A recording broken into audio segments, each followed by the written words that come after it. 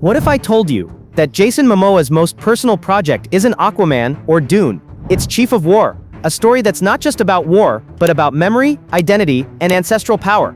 A series filmed on sacred Hawaiian land, spoken entirely in ʻōlelo, Hawaii, and backed by spiritual signs so powerful, even the land responded. If you think you've seen epic television before, you haven't seen this. Smash that like button if you believe Indigenous stories deserve the spotlight, and hit subscribe for more deep dives into untold cinematic legends.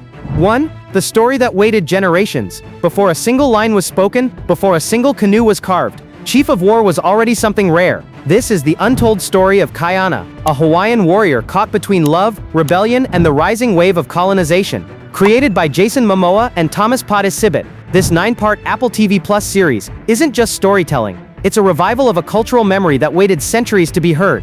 The show is set during the late 1700s, the era just before Kamehameha unified the Hawaiian Islands. But it's not Kamehameha's story, it's Kaʻiana's, a man who saw the world, came back with warnings, and paid the price for seeing too far ahead.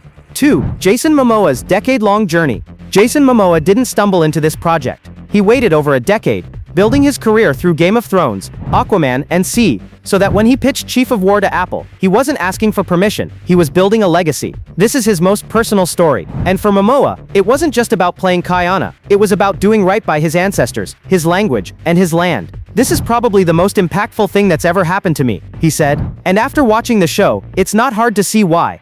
3. Kaʻiana, warrior, rebel, outcast. Kaʻiana isn't your average warrior hero. He traveled to China, the Philippines, and even Alaska. He saw what colonization looked like before it arrived in Hawaii. When he returned, he was changed, haunted by what he'd seen, obsessed with protecting his people, even if they didn't understand his urgency. He's not perfect. He's torn, flawed, human, and that makes him one of the most compelling characters Jason Momoa has ever played.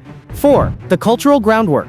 What makes Chief of War unlike anything else on television is this. It was built with cultural precision. Tikas were carved by hand. Canoes were lashed together using ancient methods. Every line of Hawaiian dialogue was reviewed by language experts. If we don't get it right, Momoa said, we're not coming home. That level of respect and responsibility shows not just in how it looks, but in how it feels. It's not a show about Hawaii. It's a story told by Hawaiians, on their land, in their language, and with their spirit. 5. The language's legacy. Here's something revolutionary.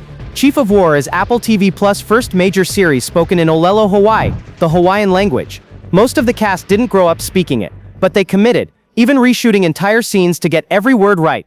And the result? Not just dialogue, but a living, breathing act of cultural restoration. Lucienne Buchanan, who plays Kahumanu, said it best. When I spoke the language, I felt like I was channeling my ancestors. 6. Epic battles and real volcanoes. One of the show's biggest highlights? The finale, directed by Jason Momoa himself, was filmed over 8 days on an actual lava field. And then, the unthinkable happened. 2 volcanoes erupted in real life while they were filming, a phenomenon that hadn't occurred in recorded history. The cast and crew took it as a sign, a hoiolona, proof that the land recognized what they were doing and responded in kind. The land is alive, said Sibit, and it remembers. 7. The impact beyond the screen. For Indigenous actors like Cliff Curtis and Temuera Morrison, this wasn't just a role, it was a milestone, something that generations before them never got to witness. Chief of War isn't just a show, it's the beginning of a movement of Pacific stories told by Pacific people. From the costumes, to the language, to the sacred signs in nature, everything in Chief of War points to one truth.